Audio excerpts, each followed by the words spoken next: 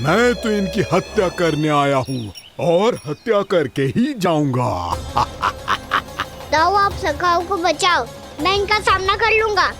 पर कान्हा, अभी आप ही ने तो कहा था माया का स्वामी हूँ मैं।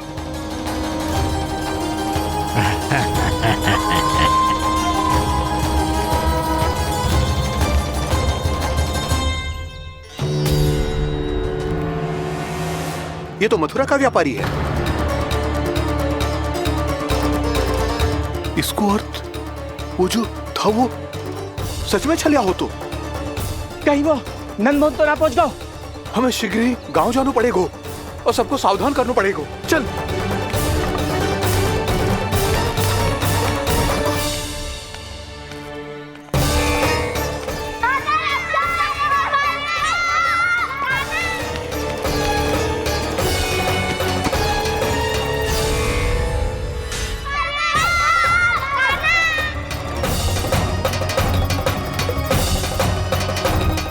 यदि तुम्हें लग रहा है कि मेरे छल के वार से बच गए हो तो मुझसे भी बच जाओगे। ये तुम्हारी सबसे बड़ी भूल है कृष्ण। मेरे पास बहुत सारे मायावी अस्त्र हैं जो क्षण भर में ही तुम्हें विष्णु लोक पहुंचा देंगे। तो फिर प्रतीक्षा क्यों कर रहे हो? बालक, मैं परिहास नहीं कर रहा हूँ। मुझे पता है, तभी तो कह रहा हूँ शीघ्र दिखाओ ना। मुझे तुम्हारे सारे मायावी अस्त्र देखने हैं। कैसे बालक हो तुम? मैं यहाँ खेल दिखाने नहीं आया हूँ। उस समय वैद क्यों कर रहे हो ब्रह्मासुर? जो करने आए हो वो ही करो ना। अब देखो कैसे तुम्हारे प्राण एक ही वार में इस देह का साथ छोड़कर उड़ जाएंगे। मेरी मायावी अग्नि तुम्हारे भोले भाले से इस मुख को जलाकर भस्म कर देगी।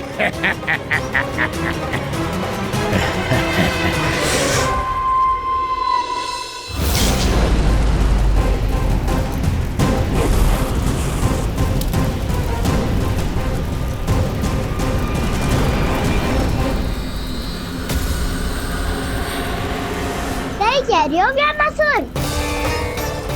भोला भाला तो दिखता हूँ मैं, मैया भी यही कहती है।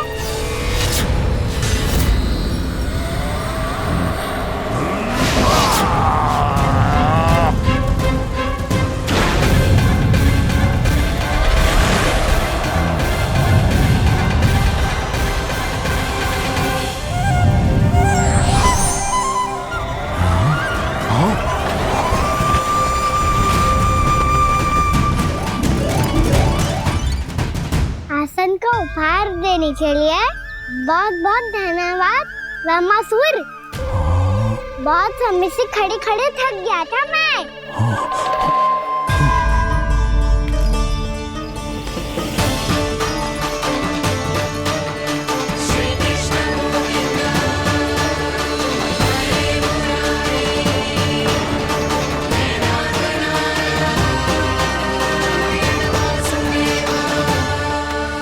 अगला अस्त्र दिखाओ ना। तुम्हारी यही जिज्ञासा आज तुम्हारा अंत करने में सहायक बनेगी मूर्ख बालक।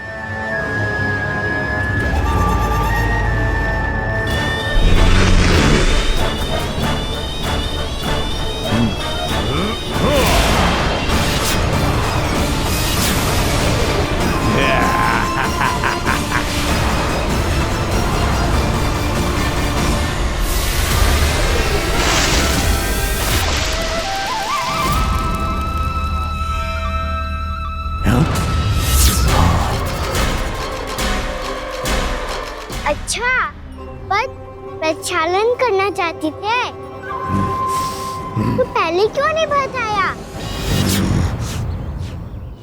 मुस्कुराना बंद करो। तुम्हारी ये हंसी मुझे कांटों की तरह चुभ रही है। पर मैया तो कहती है कि मेरी मुस्कुराहट फूलों की तरह है।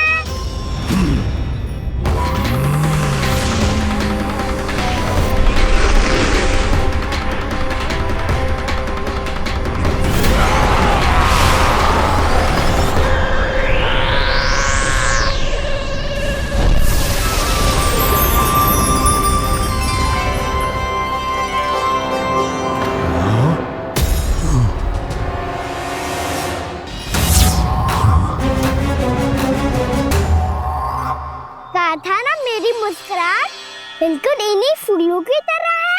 और तुम कर क्या रहे हो मामा सर?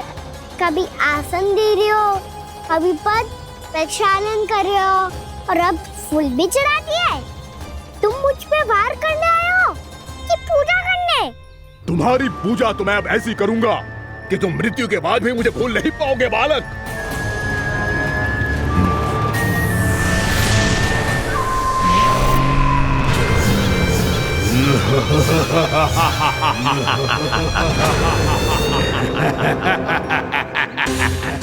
कान्हा, ये चट्टान तो मुझसे हिल ही ना रही।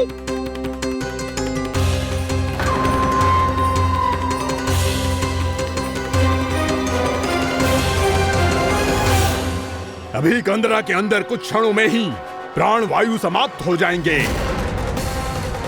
तुम्हारे सारे सखा एक एक कर अपने प्राण त्याग देंगे और तुम्हारा वध करूंगा मैं।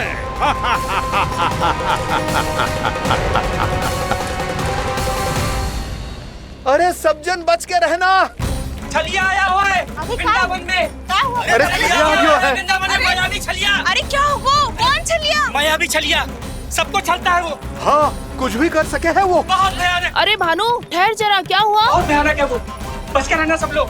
अरे भेष बदल ले तो है वो। हाँ। क्या हुआ? छलिया है वो। अरे मेरी बात तो बताओ।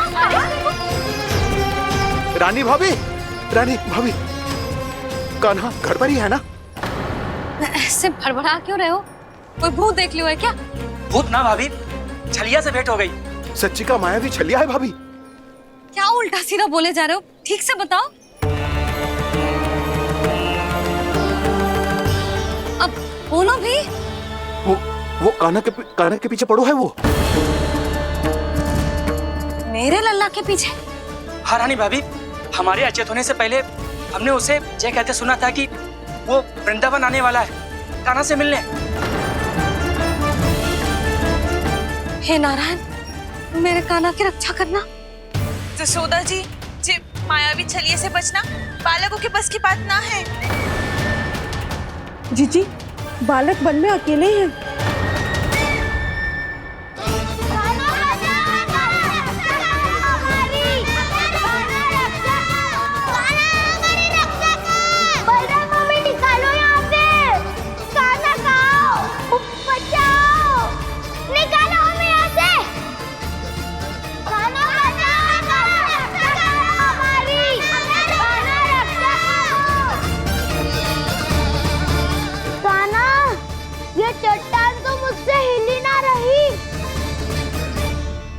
यदि मैं माया का स्वामी हूँ तो आप भी बल के स्वामी हो। ताऊ, अपनी क्षमता, अपना सामर्थ्य स्मरण करो।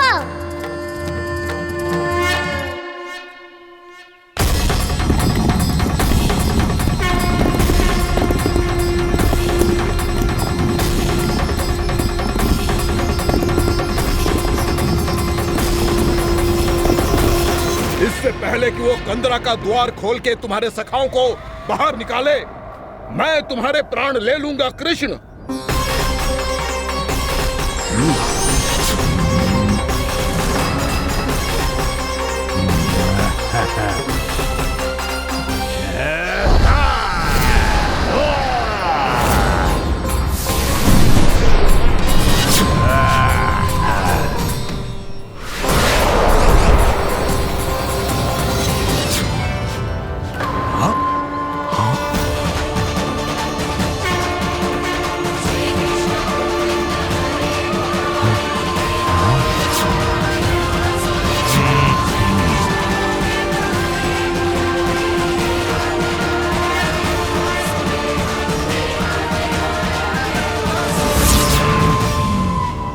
कितनी पूजा करोगे ब्रह्मासुर?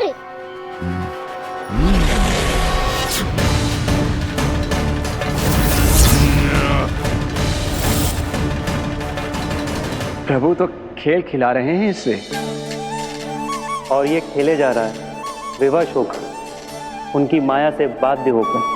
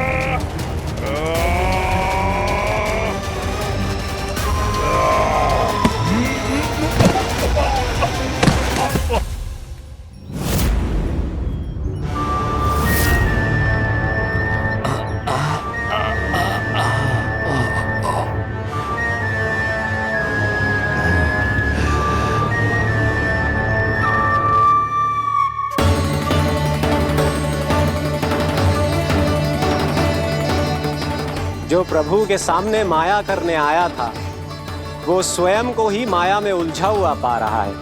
नारायण नारायण। लो, अब तो तुमने दंडवत प्रणाम भी कर लिया, माया भी कथा भी उपहार में दे दी। तुम चाहते क्या हो वामासुर? मेरी शरण में आना है क्या?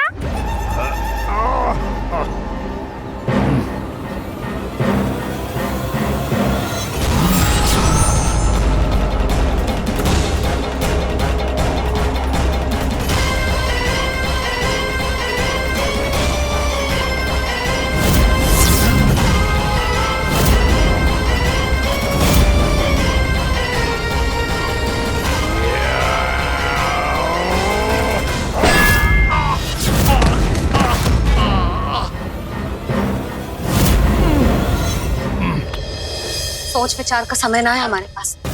अपने बालकों की रक्षा के लिए इसी क्षण में निकलना होगा। और वो छलिया किसी का भी रूप धारण कर सकते हैं। सुलक्षणा तेरा, शांति तेरा या मेरा, किसी का भी रूप धारण करके हमें भ्रमित कर सकते हो। इसीलिए हमें सतर्क रहना होगा। समझ आई? चलो।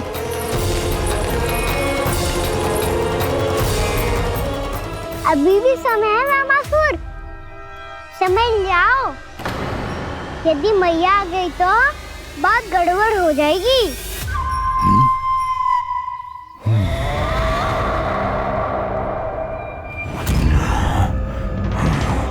मुझसे दूध का कोई लाभ नहीं होगा। वामासुर, स्मरण करो तुम कौन हो?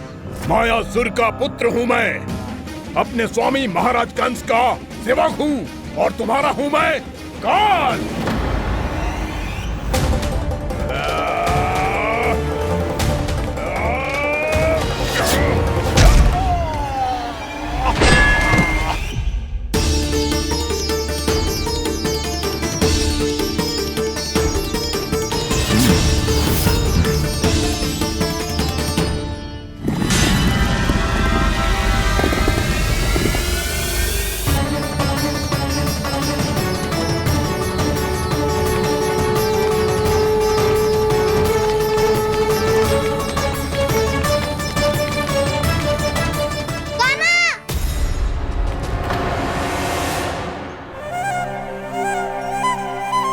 बाबा कहते हैं दुष्टों को पहले बातों से समझाना चाहिए, फिर भी ना माने तो अस्त्र ना उठाना दृढ़ता होती है।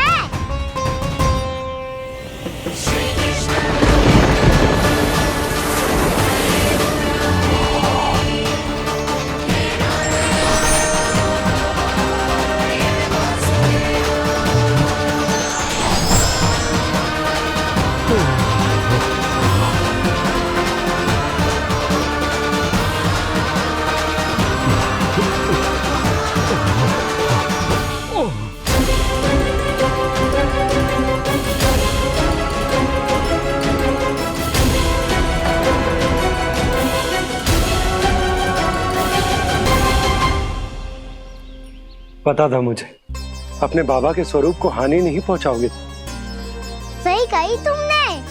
पिता की छवि ही पिता के समान भी अनन्य होती है।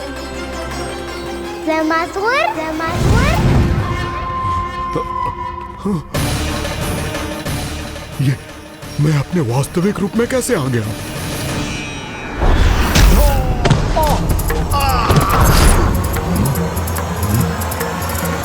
मेरे बाबा का स्वरूप नहीं लेना चाहिए था तुम्हें।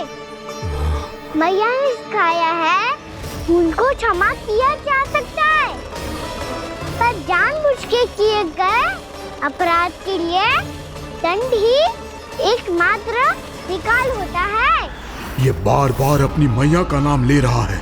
यदि मैं वो स्वरूप लूं तो अपनी मैया पर वार नहीं कर पाएगा ये।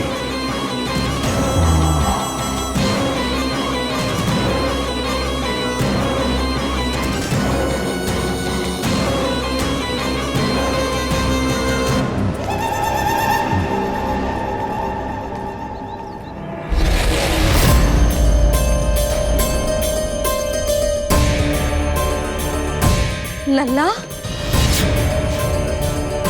मैं तेरी मैया हूँ, अपनी मैया को मारेगा?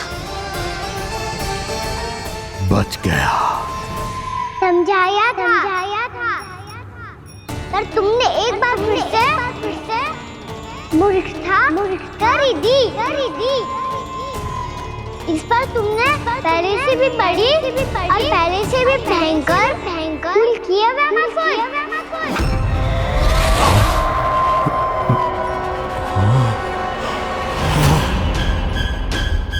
ये क्या हो रहा है मुझे? बार बार मेरा रूप क्यों बदल रहा है? ममता को समझे बिना अधिक समय तक मैया का स्वरूप धारण करके नहीं रख पाओगे वैमासुर।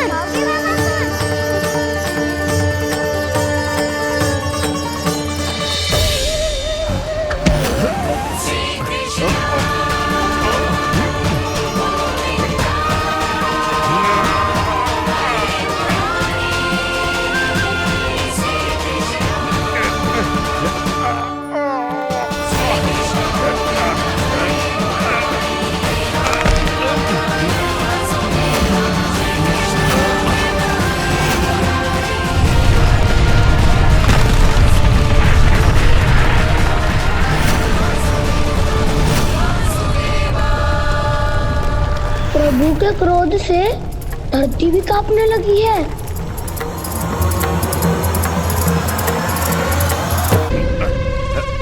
पुत्र को मारने के उद्देश्य से एक मां का रूप लिया तुमने। ये ममता का और मेरी मैया का घोर अपमान है वैमासुर।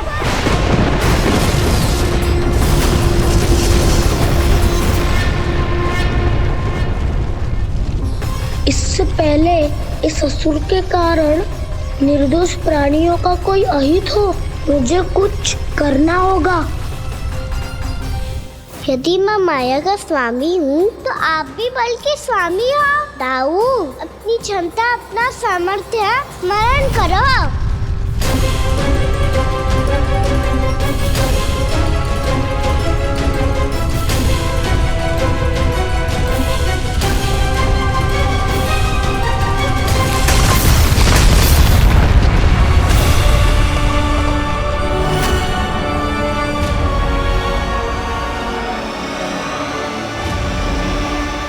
अद्भुत बल दाऊ, अद्भुत।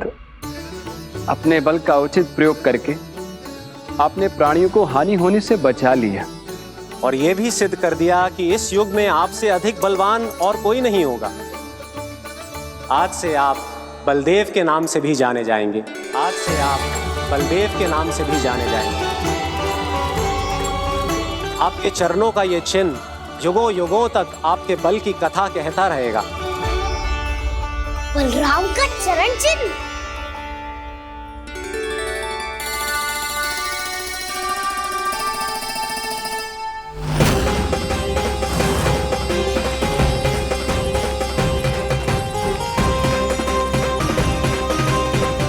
मेरी माया से आज तक कोई नहीं बच पाया है। एक बार मुझे छोड़कर देखो, फिर पता चलेगा कि मैं हूँ कौन। पहले ये तो देख लो कि मैं कौन हूँ।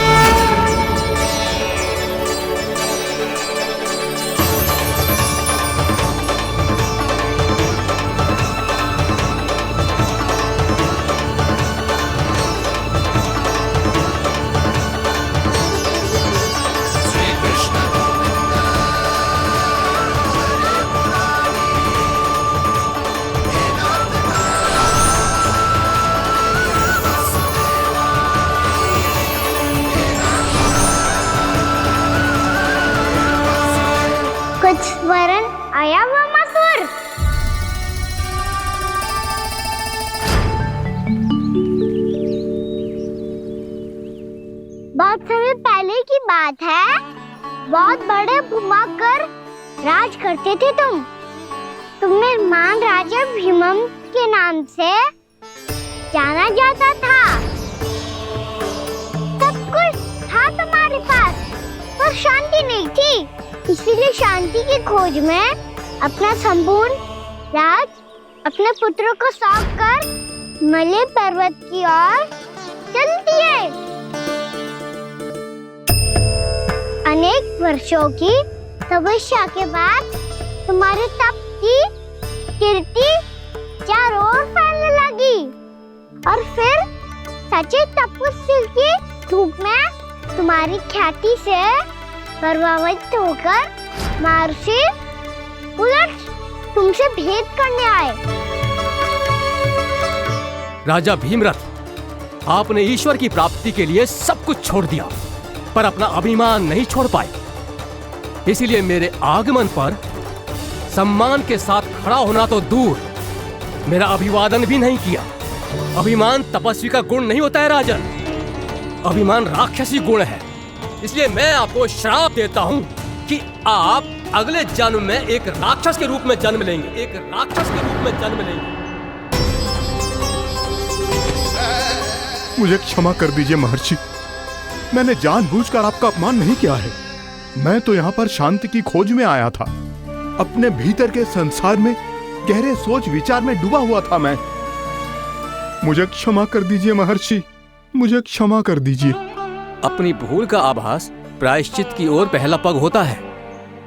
मैं अपना श्राप तो वापस नहीं ले सकता, परंतु आपको एक वचन अवश्य दे सकता हूँ। जब भी प्रभु नारायण का अवतार होगा, आपको उचित समय पे वो वरदान देंगे जिसकी आप लंबे समय से प्रतीक्षा कर रहे हैं।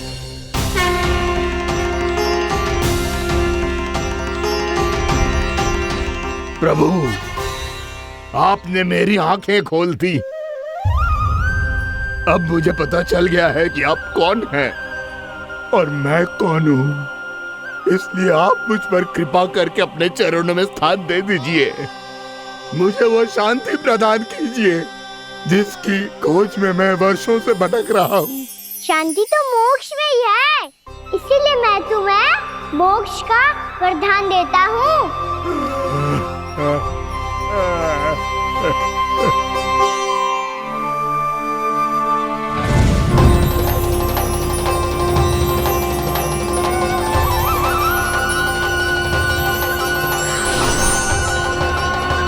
प्रभु की ये लीला सदैव स्मरण रखी जाएगी। इस स्थान को इनका आशीर्वाद मिलेगा और इस कंदरा को व्योमासुर की कंदरा के रूप में पहचाना जाएगा। भविष्य में अनेक ऋषि मुनियों की शरण स्थली बनेगी ये कंदरा। दीदी, ये कोई साधारण बालक ना है। ऐसा चमत्कार कोई साधारण बालक थोड़ी ना कर सकते हो। तुम सत्य कह रहे थे बलराम, गाना सच्ची में भगवान ही है, तभी तो सब देवता इसे बसाने और इसकी ओर से युद्ध करने आते हैं। तुम सब ऐसे आंखें फाड़ के क्यों देख रहे हो मुझे?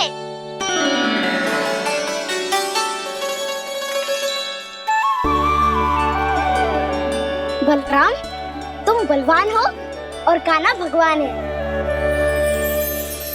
दूर दूर तक कोई दिखाई न दे रहा है। ना जाने किस हाल में होंगे बालक। कहीं हम ही तो मार्ग ना भटक गए शीघ्रता के चक्कर में। अब तो एक पग भी ना चलो जा रहे हो। जल, किसी के पास जल है क्या? कंठ तो मेरा भी सूख रहा है मौसी। भाभी, निकट ही जमुना जी है, कहूँ तो वहाँ से जल ले आओ। मैं भी जा रही हूँ भाभी, एक से भले दो। हाँ चल, शीघ्रता से आओ। हाँ।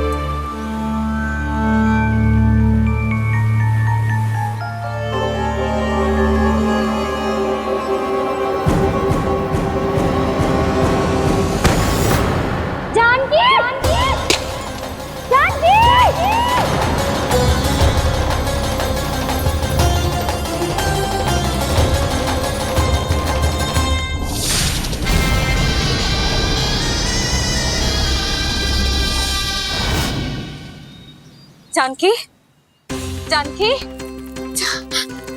क्या होगा इसे? देखो ना जी, अब छलिया की सूचना मिलते ही हम सब बालकों को ढूंढने चली गई और ढूंढते ढूंढते सबको बहुत प्यास लगी आई जी। तो जानकी जमुना जी की नदी से जल लेने गई और उसने जमुना जी का पानी पिया और उसकी जेदशा हो गई। बालक कहाँ है? वो ठीक तो है ना? ऊपर से सब ठीक है पर भीतर से बहुत भयभीत है सब। जानकी तो बिल्कुल नीली पड़ गया है, लग तो है विष फैल गया है इसको पूरे तन में। मथुरा के सर्वश्रेष्ठ विदेह जी को बुलाया गया है उसके उपचार के लिए। जैसे ही इसने जल को मुंह से लगाया, जे गिर पड़ी, चटपटाने का अवसर भी ना मिलो। हाँ वैद्य जी, और निकटी मृत पशु भी पड़े हुए थे। हाँ, मैंने भी अस्थियां देखी थी। इसका तो यही अर्थ हो सकता है कि समस्या वहाँ के जल में ही हो। वैद्य जी, आप रोगी की नाड़ी पे ध्यान दो ना। जे गोपिया क्या कह रही है उसे सुनने की आवश्यकता ना है। जब तक विष के कारण का पता नहीं चल जाता, हम उपचार कैसे कर सकते हैं रानी जी? जी, वो निकट ही यमुना जी में एक विशेष क्षेत्र है। ये सब उसी के जल की बात कर रही है। तब तो ऐसा भी हो सकता है कि किसी विषैले सर्प के काटने का प्रभाव हो। पर सर्प के काटने का चिन्ह ना है उसके तन पे। सर्प जब काटता है तब उसके दांत के चिन्ह बन जाते हैं। मुझे पता है, बड़े बड़े सर्प को काटते हुए देखो है मैंने। एक दिन अब बस कर उज्जवल, ये बड़ी बड़ी हाँकने का समय ना है। पर यदि सर्प ने ना काटा है, फिर जानकी की ये दशा किसने की? अवश्य किसी राक्षस ने की होगी। नाना, कोई विषैला पशु भी तो हो सकता है। यह अवश्य किसी महाविषैले सर्प के विष से हुआ है। सर्प ने भले ना काटा हो, लेकिन यह अवश्य ही किसी महाविषैले सर्प के विष के कारण हुआ है। कालिया नाग। कालिया नाग?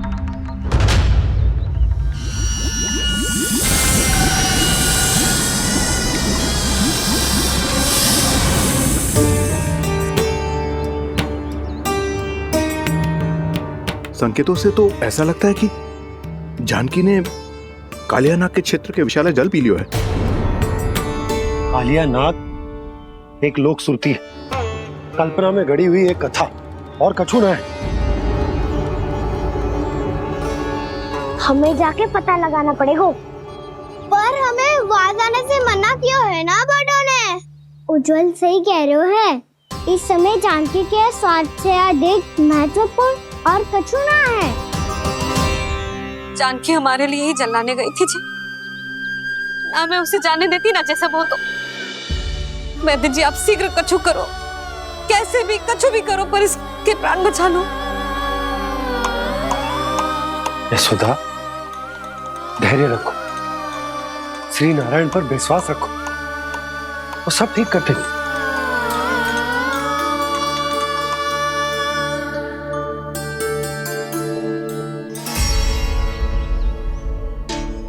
विष की काट की मेरे पास जितनी जड़ी बूटी थी, मैंने सब अर्क बना के पिला दी, पर इसकी दशा में अभी तक कोई सुधार नहीं दिख रहा है। यह अंतिम जड़ी बूटी है। अगर इससे भी चमत्कार नहीं हुआ तो फिर जो नारायण की इच्छा।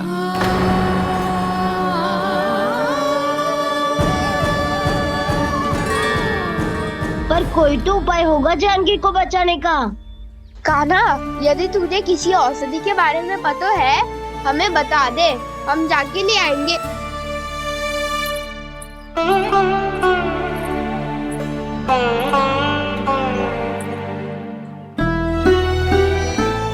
हे नारायण, हे प्रभु, मेरी जानकी के प्राण बचा ले प्रभु।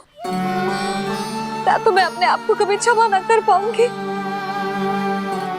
ये सारी मेरे ही कारण बनाई थी। उसकी रक्षा करो प्रभु, मेरी पुकार सुनो। कान्हा, तूने हमें वत्सासुर से बचाया था ना? और बकासुर से भी तो। और छलिया से भी तो तूने ही बचाया था ना हमें? क्या ऐसा कोई उपाय ना है जानकी को बचाने का? धन्वंतरी,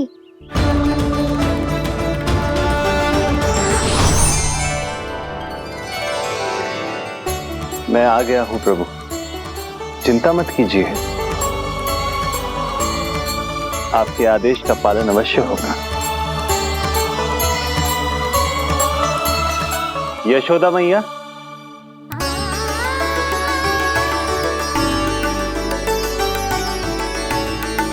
मैया आपको कोई पुकार रहा है।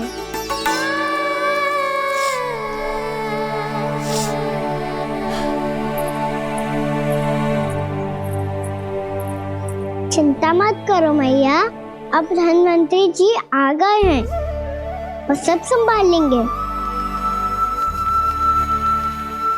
धन्वंतरी जी कौन है? जिन्होंने संसार का आयुर्वेद दिया, आरोग्य के देवता, वे श्री नारायण के अवतार।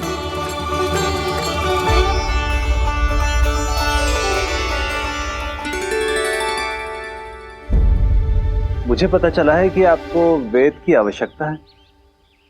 हाँ हाँ, भीतर आइए। आइए आइए बैठे जी, जी रहे।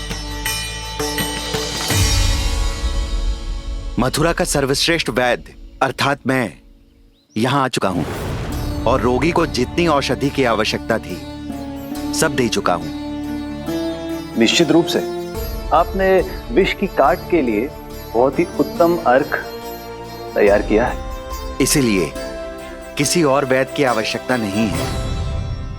किंतु आप अकेले कितना कुछ करेंगे वैद्यराज, मुझे अपना सहायक ही बना लीजिए। पर जो करना था मैं पहले ही कर चुका हूँ। हाँ, वो तो आप कर चुके हैं, बस रोगी के तन से विष निकालना शेष है ना वैद्यराज? हाँ हाँ, बस वही शेष है। इनके रक्त को विष रहित करने में मैं आपकी सहायता करूंगा। पहले ये संजीवनी मानी जाने वाली इन लाल फूलों की बूटी को भी घिसना है ना?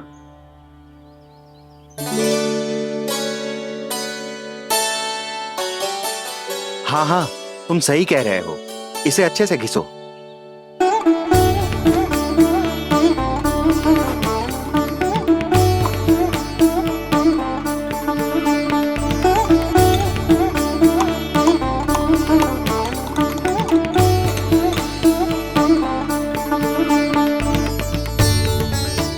और ये नीले फूलों को भी तो मिलाना है ना? हाँ हाँ, अच्छे सहायक बन सकते हो तुम, ऐसे ही श्रम करते रहो।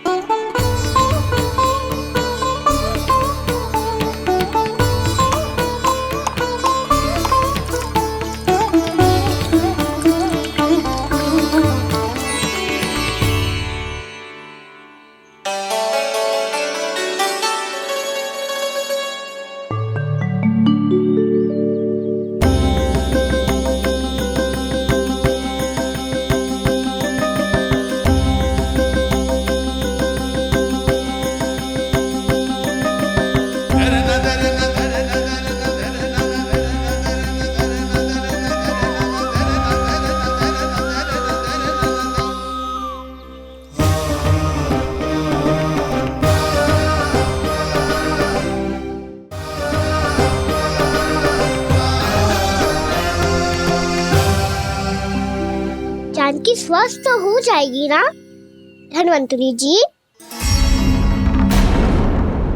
धन्वंतरी? प्रभु, अब मैं क्या करूं? आपने तो स्वयं ही मेरी पहचान उजागर कर दी। जी क्या करो कान्हा? आप सब ऐसे क्यों देख रहे हो? मैया कहती है ना, सभी वैद्य धन्वंतरी जी का ही रूप होते हैं। वाह कृष्णा, चतुर तो हो तुम। वैसे वास्तविक धन्वंतरी मैं हूँ, मेरा अर्थ है वास्तविक वैद्य मैं हूँ। ये तो मेरा सहायक है, मुझे पूरा विश्वास है बिल्कुल ठीक हो जाएगी। वैसे ही थोड़े ना मुझे मथुरा का सर्वश्रेष्ठ वैद्य कहते हैं लोग।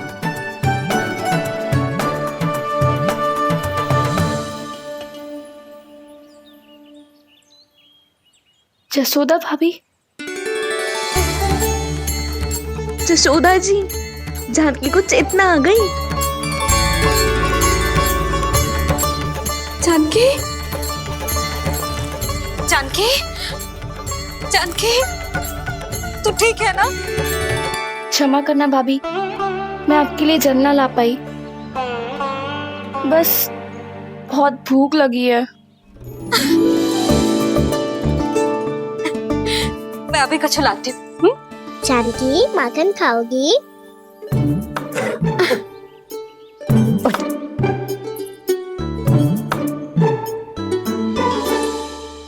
आजा, तू ही खिला दे लल्ला।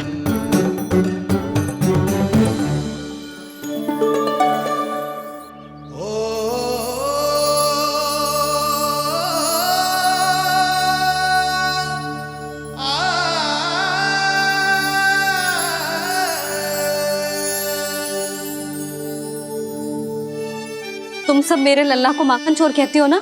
आज देखो, अपना ही माखन जानकी को खिला रहे हैं।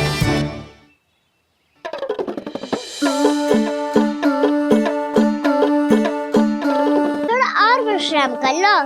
सदैव तुम हम सबकी सेवा करती हो, आज मैं तुम्हारी सेवा करूंगा। जानकी की जिज्ञासा तब हुई जब जय यशोदा काकी की सेवा कर रही थी, और अब देखो स्वयं भगवान ही इसकी सेवा कर रहे हैं। जानते हो इससे क्या सिद्ध होता है? जो भी यशोदा मैया की पूजा करेगा, अर्थात अपने माता पिता की सेवा करेगा, उनके साथ सम्मान से व्यवहार करेगा, ईश्वर स्वयं उसका ध्यान रखेंगे। कभी धन्वंतरी के रूप में तो कभी स्वयं कान्हा के रूप में। भक्त और भगवान का देखो कैसा ये अनुराग, स्वयं करे सेवा प्रभु, अद्भुत गोपी का भाग्य। प्रभु इन सब पृथ्वीवासियों से कितना घुल मिल गए हैं। ना तो ये प्रभु को भगवान मानते हैं और ना ही प्रभु अपने आप को इनसे सर्वश्रेष्ठ समझते हैं। अपने आचरण से ये सिद्ध कर रहे हैं कि ये सभी में हैं और सभी इनका ही अंश है।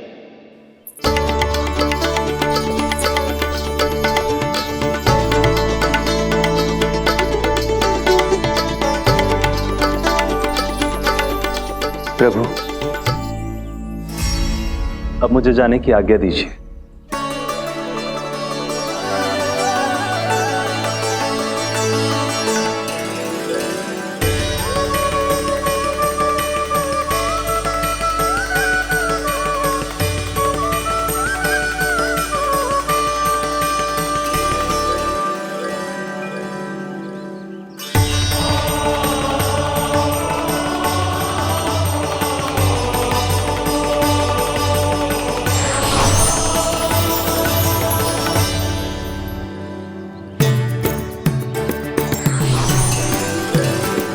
कान्हा ने तो सच्ची में धन्वंतरी जी को बुला लिया था।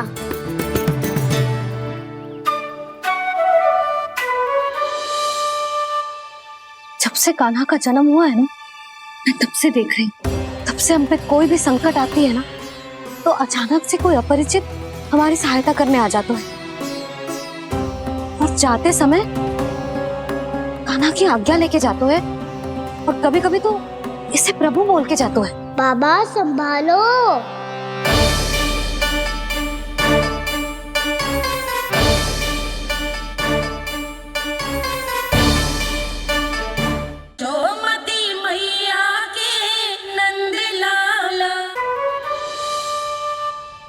जब से कान्हा का जन्म हुआ है ना, मैं तब से देख रही हूँ, तब से हम पे कोई भी संकट आती है ना, तो अचानक से कोई अपरिचित हमारी सहायता करने आ जाते हैं, और जाते समय कान्हा की आज्ञा लेके जाते हैं, और कभी कभी तो इसे प्रभु बोल के जाते हैं।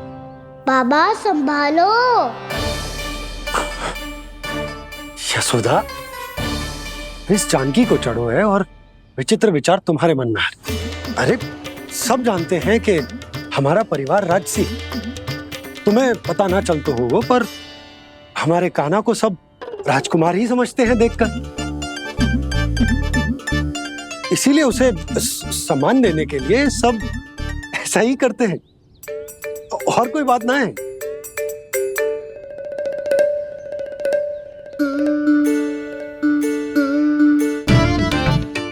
अब जे मेरे लल्ला को ऐसे क्यों घूर रहे हैं? बुरी दृष्टि लगाएंगे क्या? वैद्यराज जी, आपके सहायक तो गए, अब आप यहाँ क्यों? वो क्या है ना, मैं अपने रोगी का निरीक्षण करके पूरी तरह से संतुष्ट होकर ही जाता हूँ।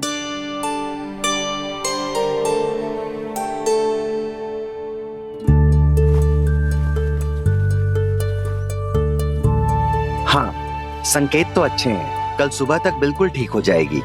धन्यवाद वैद्य जी।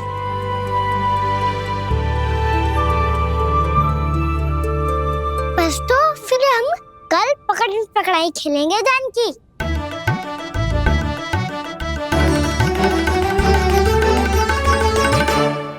भानु, बंसी, जाकर उस क्षेत्र के चारों ओर बाड़ बनवा दो और वहां सूचना पट्ट भी लगा देना, ताकि जानकी के साथ जो हुआ है वो किसी और के साथ ना हो। शीघ्र जाओ। जी ठीक।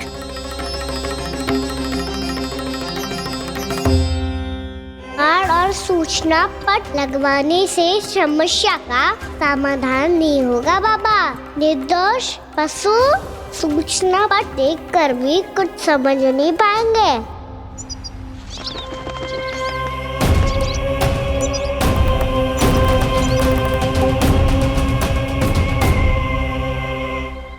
तो तुम्हारे कहने का अर्थ यह है कि व्योमासुर मारा जा चुका है और वो बालक अब भी जीवित है। हाँ महाराज, मैंने गोप बालकों को कहते सुना था कि कृष्ण ने छलिया को मोक्ष दे दिया है, पर वृंदावन सुरक्षित नहीं है महाराज। वो एक बहुत बड़ी समस्या से जूझ रहे हैं। कैसी समस्या? गांव के निकट क्षेत्र में किसी विषैले सर्प का निवास है। उसके विष का प्रभाव इतना भयानक है महाराज, जैसे विष ना हो, स्वयं हलाहल हो। मेरी कोई भी औषधि रोगी का उपचार नहीं कर पा रही थी। निकट के क्षेत्र में कहाँ है वो सर्प? गोप मानते हैं कि वो सर्प गांव के निकट यमुना नदी के जल में रहता है। मुझे तो लगता है महाराज, ये कालिया नाग की कथा कोई किंवदंती या लोक श्रुति नहीं, एक सच्चाई है, एक विषैली सच्चाई।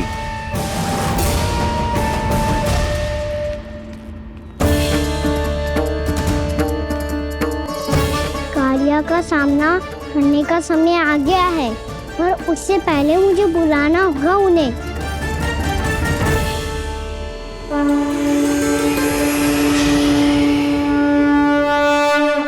संसार के दारुण भय का नाश करने वाले, सभी कष्टों का हरण करने वाले, विश्व का समस्त ऐश्वर्य प्रदान करने वाले, कमल जैसे लोचन, मुख और चरणों वाले आजानुभुज श्री राम को मैं बार बार नमस्कार करता हूँ। आपदामपहर्तारं दातारं सर्व संपदाम लोकाभिरामं श्री रामम भूयो भूयो नमाम्यहम्। कागभूषोंडी कागभूषोंडी कागभूषोंडी। प्रभु क्षमा करें, मुझे जाना होगा।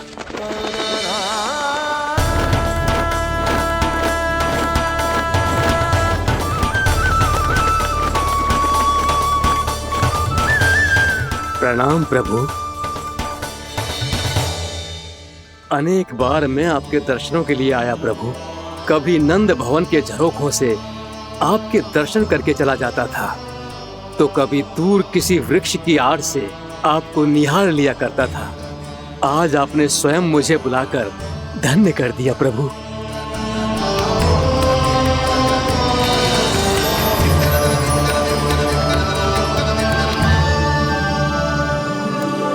मैंने आपको यहाँ एक विशेष कारण से बुलाया है। आग के श्राप से इस कालिया नाग को मुक्त करने का समय आ गया है। ये तो बहुत ही उत्तम समाचार है प्रभु। इतने वर्ष बीत गए, मुझे आज भी स्मरण है वो दिन जब मैंने उन्हें श्राप दिया था। अपने क्रोध पर नियंत्रण खोकर बहुत बड़ी भूल कर दी थी मैंने प्रभु। बीती हुई घटनाओं पर दुखी होके कोई लाभ नहीं है। हमें भविष्य की ओर देखना होगा।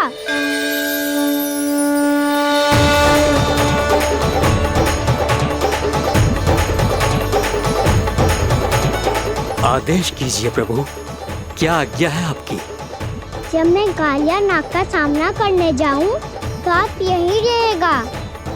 आपको अपने आप पता चल जाएगा कि कब क्या करना है।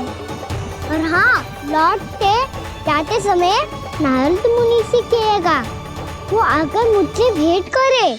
अवश्य प्रभु, प्रणाम। क्या इसने सच्ची में देवर्षि नारद को बुलाया है? नारायण नारायण, आपको संदेश भेजने की आवश्यकता नहीं थी। आप स्मरण करते और मैं चला आता। तुम्हारा कल्याण हो नारद।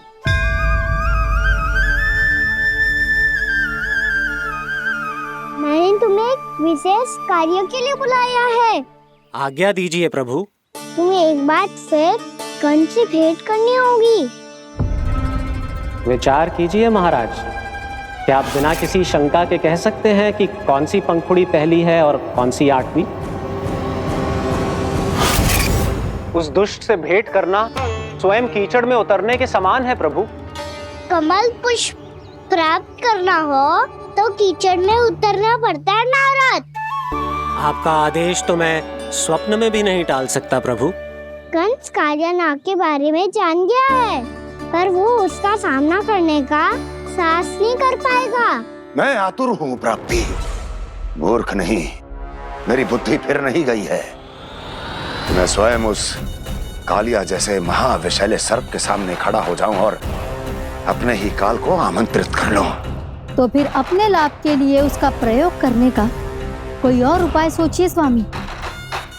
कुछ ऐसा कीजिए कि यमुना नदी का पूरा जल विषैला हो जाए और वृंदावन वासी उसका उपयोग करे, और आपका काल कहलाने वाला वो बालक स्वयं काल के गाल में चला जाए।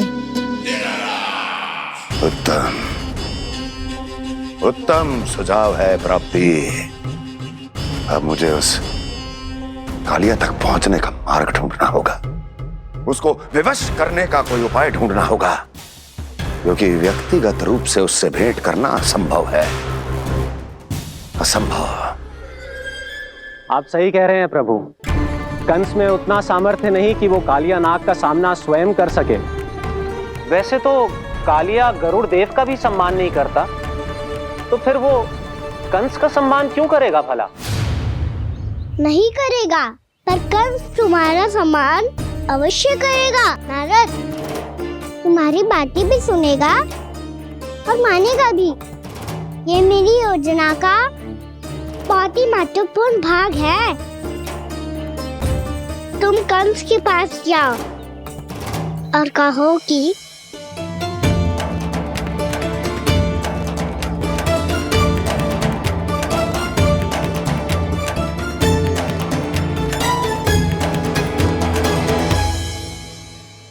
संतान अपने माता पिता को तीर्थ का सौभाग्य दिलाती, और मेरा लल्ला कितना महान कि उसने हमारे घर को ही तीर्थ बना दिया। ऐसा तीर्थ जहां मेरी आंखों के सामने भक्त और भगवान का मिलन हो रहा है। जो आज्ञा प्रभु।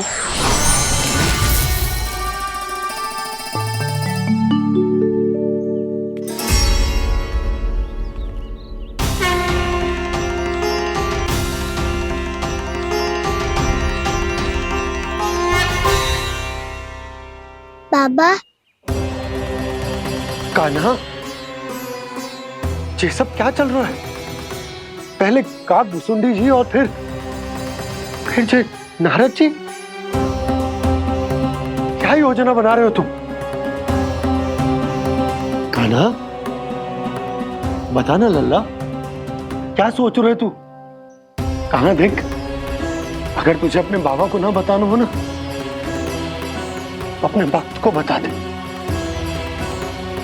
क्या सोच रहे हो लल्ला? क्या करने वाले हो आप?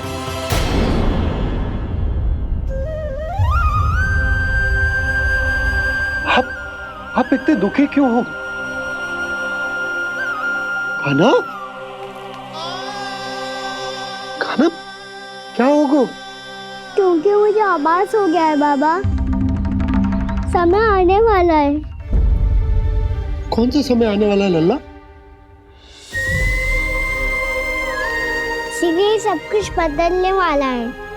भैया को मेरा सत्य पता चल जाएगा बाबा।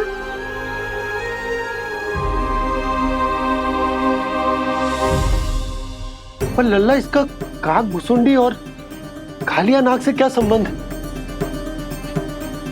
ऐसा क्या हुआ था और क्या होने वाला है?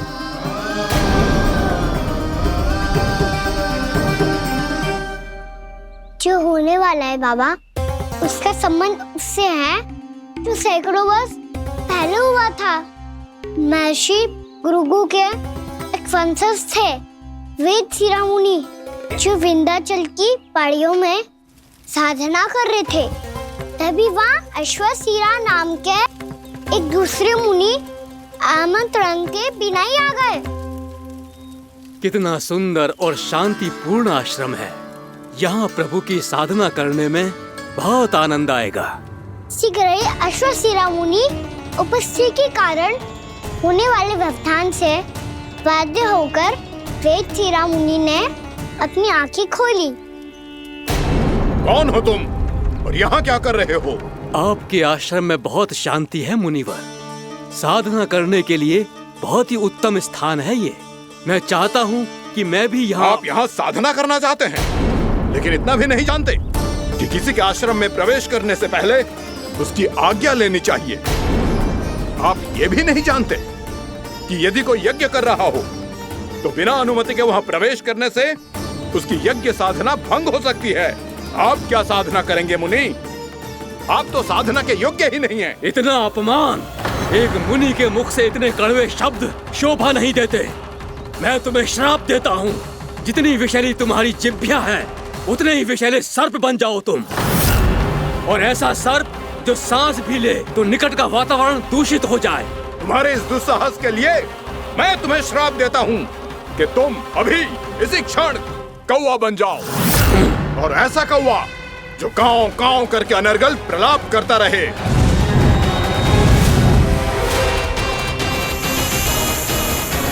ये मैंने क्या किया? ये मैंने क्या किया? क्रोध के कारण दोनों ने एक दूसरे को श्राप दे दिया। पर दोनों ही मेरे भक्त थे, और भगवान होकर मैं अपने भक्तों को इतनी कठिनाई में कैसे देख सकता था।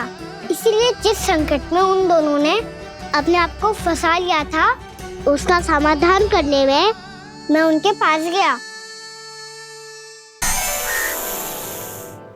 देखिए ना प्रभु, ये क्या हो गया हमसे? हमारी रक्षा कीजिए प्रभु, मार्ग दिखाइए हमें।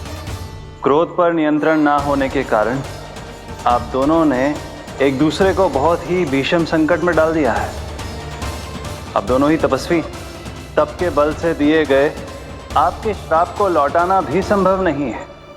प्रभु, कोई तो उपाय होगा, हम आपके शरण में हैं प्रभु। अपराध तो हमसे हुआ है प्रभु, पर अब आपसे ही आशा है। कुछ ऐसा कीजिए भक्त वत्सल, जिससे हम दोनों के श्राप का प्रभाव कुछ कम हो जाए। आप दोनों ही मेरे भक्त हैं, इसलिए आपकी पीड़ा का निवारण करने का एक उपाय है मेरे पास। वेद शिरोमणि, जब आप कालिया नाग बनेंगे तो आपको मेरे चरणों को अपने शीश पर धारण करने का सौभाग्य मिलेगा। और अश्व शिरोमणि, आप काग योनि होने के बाद भी आप श्रेष्ठतम ज्ञान और सर्वाधिक यौगिक सिद्धियों के स्वामी होंगे और प्रवचन दिया करेंगे। इसके बाद अश्वशिरा मुनि काकभूषुंडी बन गए, जिन्होंने आगे चलकर स्वयं गरुड़ देव को रामायण सुनाई और मुनि वेदशिरा महर्षि कश्यप और देवी कत्रियों के पुत्र कालियानाग बनकर जल में। और अब वही कालियानाग जमुना जी में, जिनके कारण जानकी के प्राण लगभग चले ही गए थे। अब कालियानाग को उचित स्थान पर भेजने का समय आ गया है बाबा। पर ये तो अच्छी बात है कान्हा, वेदशिरा मुनि को दिया हुआ तुम्हारा वचन भी पूरा हो जाएगा, जमुना जी की शुद्धि भी हो जाएगी। इस सब के बाद भी तुम दुखी क्यों हो? क्योंकि इसके बाद मैया के सामने मेरा रहस्य खुल जाएगा बाबा। उन्हें पता चल जाएगा कि उनका बालक कोई साधारण बालक ना है। भविष्य में जो होने वाला है उसे सबके सामने घटने से रोकना मेरे लिए भी संभव ना होगा। मैया को सब पता चल जाएगा। क्या पता चल जाएगा रे मुझे?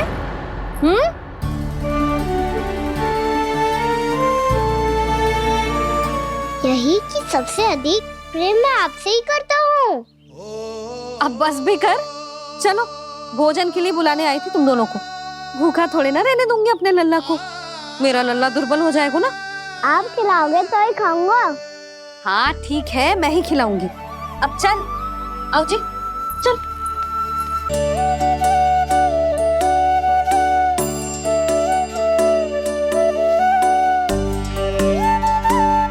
मैया खेलो ना मेरे साथ। मैया सुनो ना, मेरी बात ना मानोगी? अभी बहुत कार्य पड़े लल्ला, देख जानकी को औषधि भी देने जानो है ना। औषधि मैं दे दूंगा, फिर तो खेलोगी ना आप मेरे साथ। पिछले कुछ दिनों से अपनी मैया का अधिक से अधिक प्रेम पाने का प्रयास करो है कान्हा। इसका तो एक ही अर्थ हो सकता है कि कछु बहुत बड़ो होने वाला है। कान्हा रुक जा लल्ला। कान्हा क्यों तंग कर रहा है? मैया को पहन लेना। कान्हा, कान्हा, ये क्या करो तूने?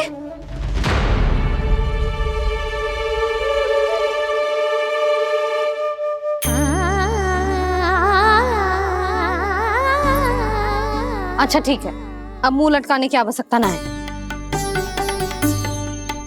ये ले।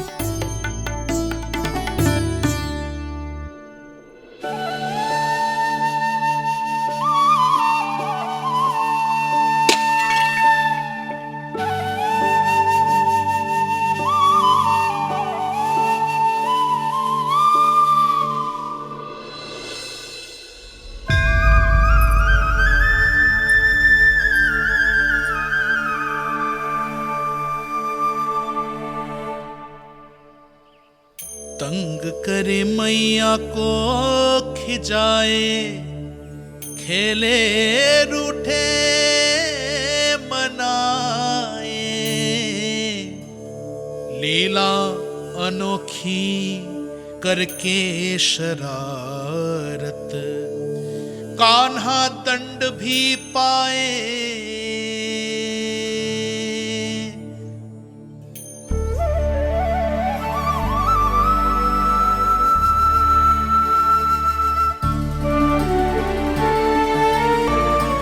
रूठना मनाना, खेलना खिलाना, पहले शरारत करके क्रोध दिलाना और फिर क्षमा मांग लेना, ये सब जानबूझकर कर रहे है कान्हा। जैसे जीवन भर के लिए अपनी मैया की ममता को अपने हृदय में समेट कर रखना चाहते हो।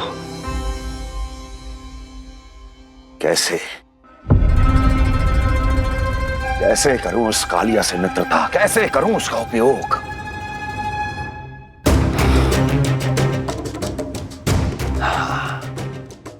उस पर आक्रमण कर देता हूं और उसे किसी ना किसी तरह से यह विश्वास दिला देता हूं कि यह आक्रमण उस विष्णु अवतार ने किया है।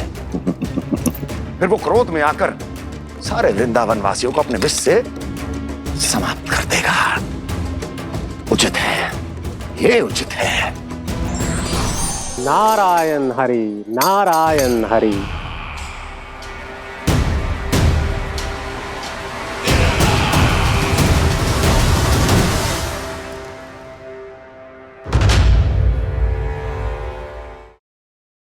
यशोमती मैया के नंद लाला। नारायण हरि, नारायण हरि।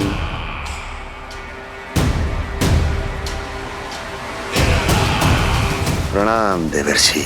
किस योजना में कितना लाभ है और कितनी हानि, यह आंकलन करते करते थक गए होंगे मथुरा नरेश।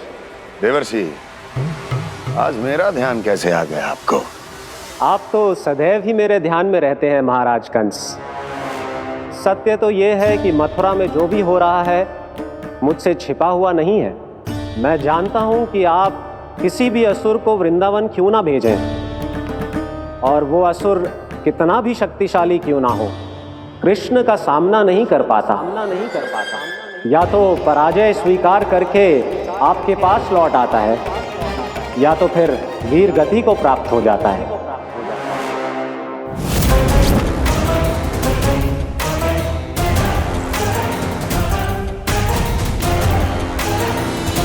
वाह, मुझे मेरी असफलताएं स्मरण कराने आए हैं, मेरे घाव को खुरेदने आए हैं, उन पे नमक छिड़कने आए हैं।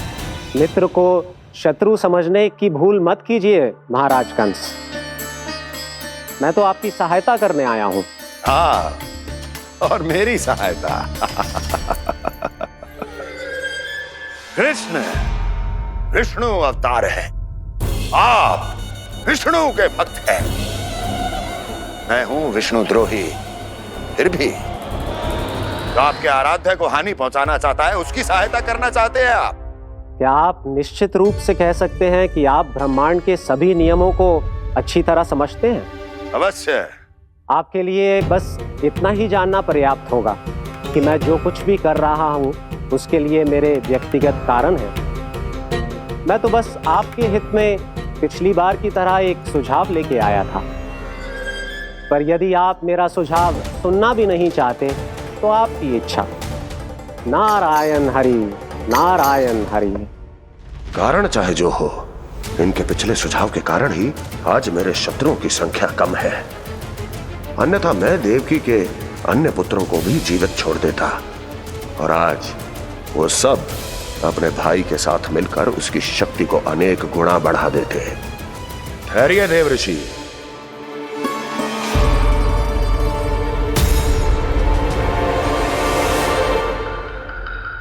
बताइए, क्या सुझाव है आपके पास? मेरे सुझाव का नाम है कालिया नाग।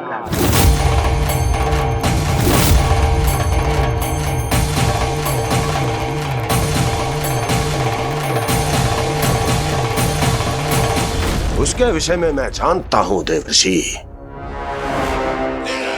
तो समस्या यह है कि मैं स्वयं उससे मिलने नहीं जा सकता, उससे भेंट नहीं कर सकता।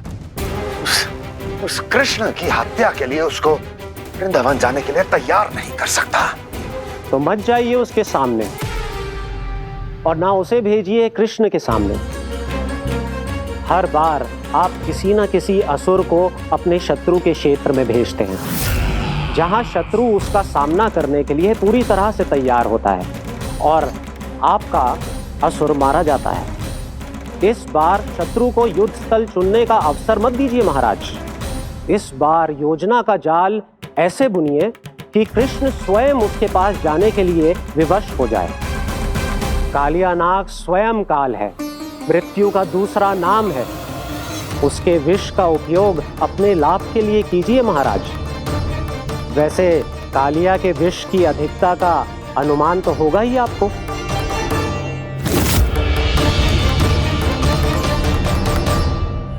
एक बार जो उसके क्षेत्र में पहुंच गया, फिर उसके विष से बचना असंभव है। उचित सुझाव है देवर्षि, उचित सुझाव है। देवर्षि, उस छलिया विष्णु की भक्ति करते करते आप भी उसके रंग ढंग सीख गए हैं। उचित है। उचित है।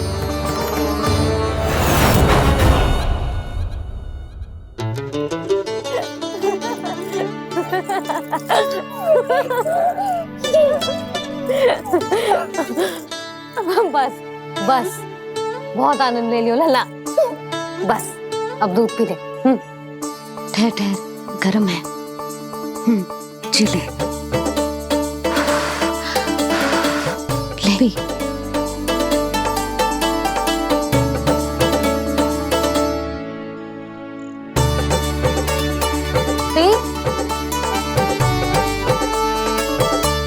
मैं ना होती तो ना जाने क्या हो तो तेरा। अपने आप दूध भी ना पी सकते है, भावला कहीं का। आपकी इस प्रेम के लिए तो मैं धरती पे आया हूँ मैया। मैं भी यही सोच रहा हूँ यशोदा कि तुम ना होती तो मेरा क्या होता। इसी बात पे थोड़ा दूध और कजू खाने को दे दो। अरे मैं तो भूल ही गई। तनिक ठहर जाओ जी, जे दूध पी लेना तो आपके लिए भी कछु ले आती।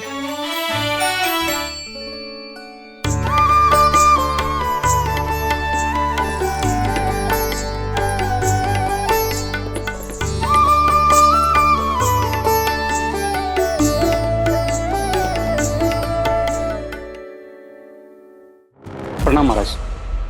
आपकी आज्ञा के अनुसार बिल्कुल वैसा ही पत्र तैयार किया है जैसा आप चाहते थे।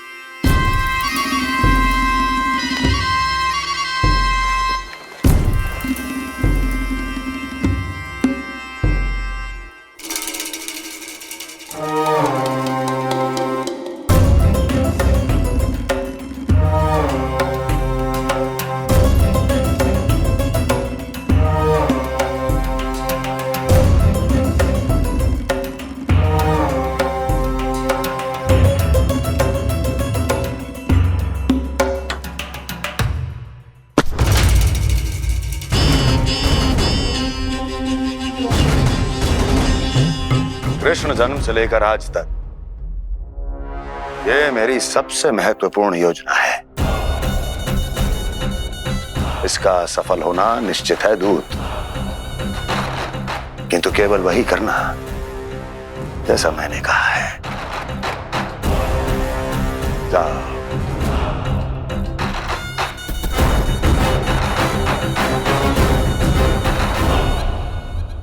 कान्हा,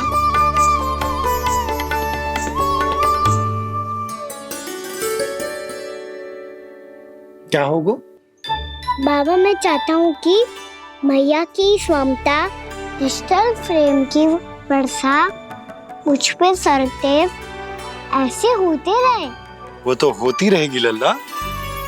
अपने लल्ला के लिए किसी मैया का प्रेम कभी कम हो सकता है भला? नंदराज, वो मथुरा से एक दूत आयो है महाराज कंस का राजपत्र लेके।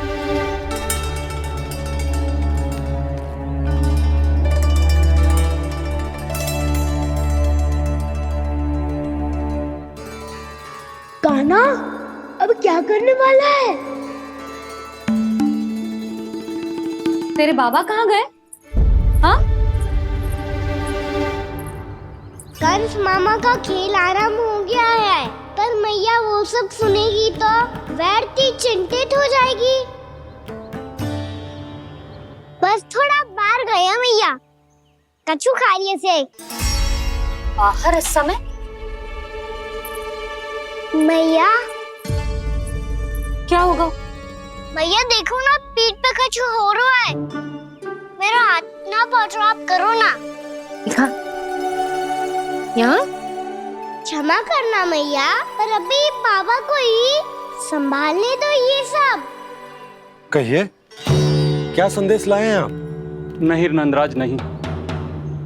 महाराज कंस का आदेश है कि ये संदेश सभी गांव वालों के साथ ही पढ़ा जाए। ठीक है, मैं गांव वालों के सामने पढ़ दूंगा, पर मुझे तो दीजिए पढ़ने के लिए। महाराज की आज्ञा का पालन करना आपके लिए भी आवश्यक है नंदराज। सभी गांव वासियों की सभा बुलाइए। बंसी, सभी गांव वालों की सभा बुलाओ। राजपत्र में ऐसा क्या संदेश भेजो है कंस ने? अब मेरे पत्र को पढ़कर सब भौचक के रह जाएंगे। और वो कृष्ण, उस कृष्ण के पांव के नीचे से तो भूमि खिसक जाएगी, आकाश फट पड़ेगा, बिजलियां गिर जाएंगी। प्राप्ति, ओ प्राप्ति, कंस का पत्र स्वयं को बहुत अधिक शक्तिशाली समझता है ना वो। अब देखता हूं कैसे वो इस महासंकट का सामना करता है। वो कृष्ण, वो अपनी मृत्यु स्वयं चुनेगा या मृत्यु की वेदी पर चढ़ा देगा प्रिय वृंदावन वासियों को।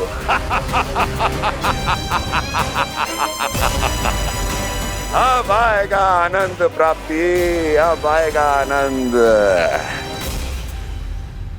सबको इकट्ठा करवा के ही पढ़वाएगो। अवश्य ही कोई विशेष संदेश दिया होगा कंस ने। मैं भी यही सोच रही हूँ सुलक्षणा जी, कछु ना कछु तो विशेष है, पर जे हो क्या सकता है? हाँ, बात तो सही है। ऐसा क्या हो सकता है? सभी गांव वासियों के सामने कहा जाए, कछु तो विशेष अवश्य लग रहे हैं। बाहर तक कोलाहल क्यों हो रहा है? मैया, मैया, अब क्या होगा? मैया देखो ना, सर पे कछु हो रहा है। लल्ला, नारायण ने तुझे हाथ दिए हैं ना? पीठ की बात अन्य थी। अपने सिर की सेवा स्वयं कर। सर पे तो हाथ पहुंच रहा है ना?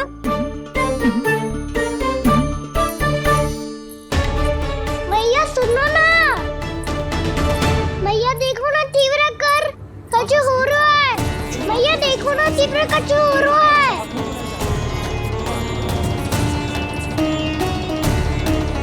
सब लोग आ चुके हैं, अपना संदेश सुनाइए आप। गोपराज नंद और सभी वृंदावन वासियों को सूचित किया जाता है कि मथुरा अधिपति और आप सभी के महाराज कंस ने कल सुबह भव्य पूजा का आयोजन किया है। इसके लिए राज्य को वृंदावन के क्षेत्र के निकट यमुना नदी के मध्य में खिलने वाले 1 कोटि कमल के पुष्पों की आवश्यकता है। इसीलिए आप सभी को यह आदेश दिया जाता है कि ये सभी कमल के पुष्प प्रथम पहर से पहले राजसभा में पहुंचा दिए जाए। वो भी प्रथम पहर से पहले कैसे हो सकते हैं? यदि आप ऐसा करने में असफल रहे तो इसे राज आज्ञा का उल्लंघन माना जाएगा और राजद्रोह के आरोप में आप सभी को कड़े से कड़ा दंड दिया जाएगा।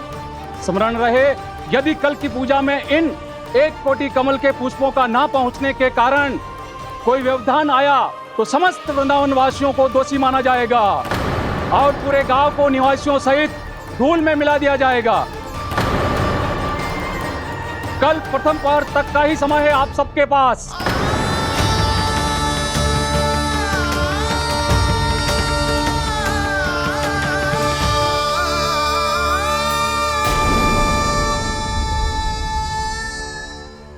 कमल पुष्प, वो भी कल प्रथम प्रहर में? ऐसे कैसे संभव है? और कोई साधारण पुष्प ना, यमुना नदी के मध्य खिलने वाले विशेष कमल के फूल चाहिए उन्हें। लेकिन यमुना नदी में तो कालिया नाग ने विष घोल के रखा है, तो फिर कैसे हो पाएगा? यह संभव है। हमारी मृत्यु का संदेश भेजा राजा कंस ने। सदैव की भांति इस समस्या पर भी गांव के बड़े ही विचार करेंगे। बालकों का यहाँ होना उचित ना है।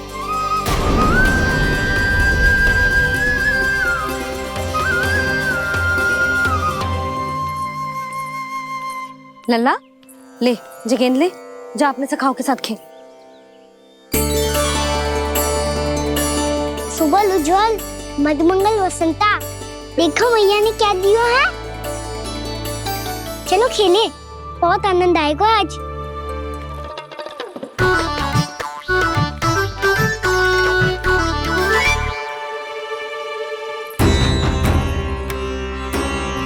भानु, बंसी, जाओ और शीघ्र ही वो घेरे का कार्य समाप्त करो।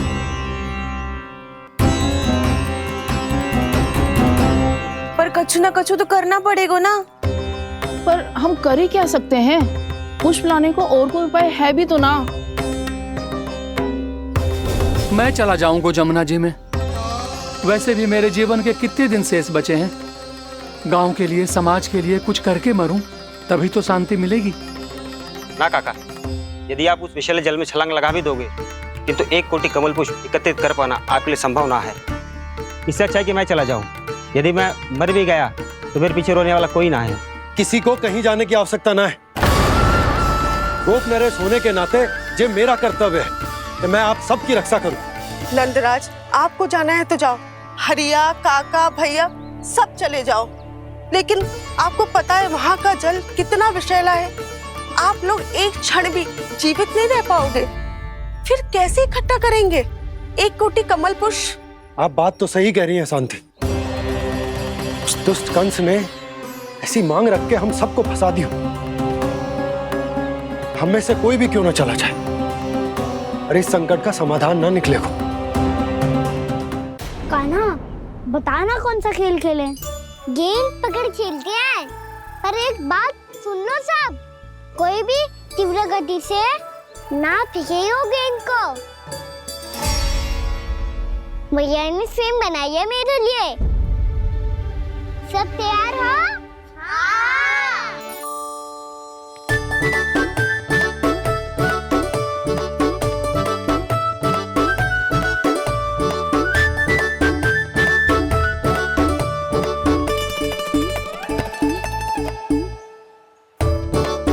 मुझे दो।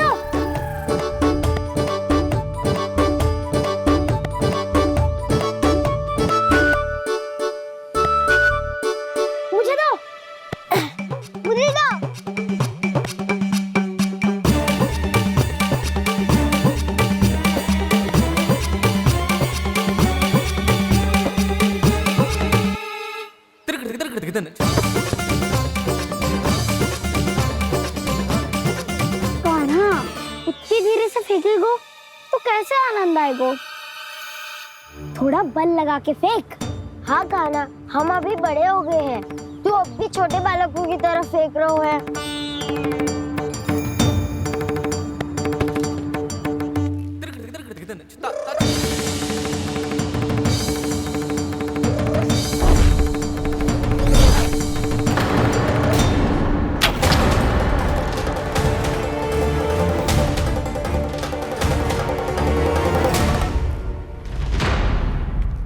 दीदी जी क्या करो कान्हा? गेंद तो डूब गई।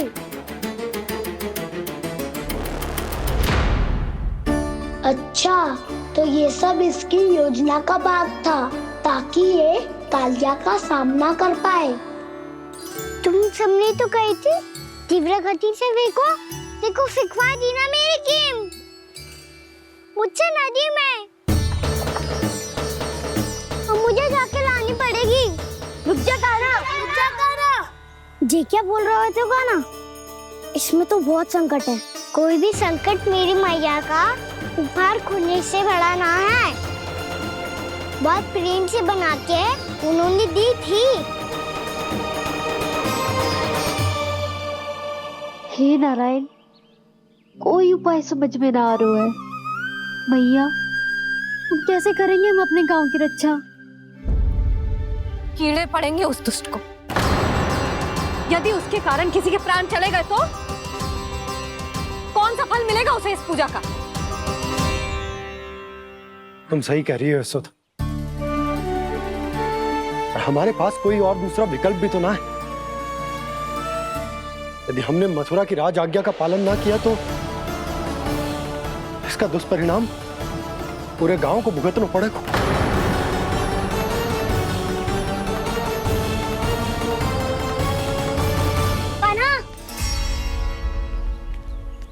तुम्हें पता है कि तू भगवान है, दिव्य है, बहुत शक्ति है तुझमें। पर फिर भी हम तुझे विषैले जल में ना जाने दे सकते। कुछ होगा तो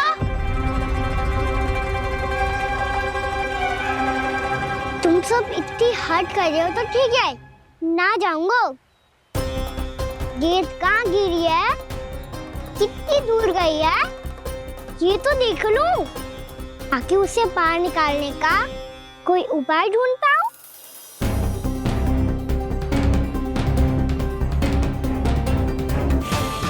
हाँ।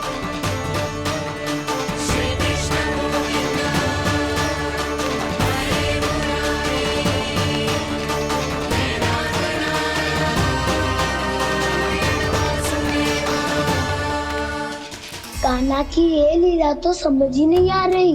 पहले इसने देवश्री नारद को मथुरा जाकर कंस को भड़काने के लिए कहा, फिर स्वयं ही दुखी भी हो गया कि अब इसका रहस्य सबके सामने खुल जाएगा। और अब भी स्वयं ही तो इसने कहा था कि गेंद बहुत महत्वपूर्ण है, फिर स्वयं ही उसे नदी के विषैले जल में फेंक दिया।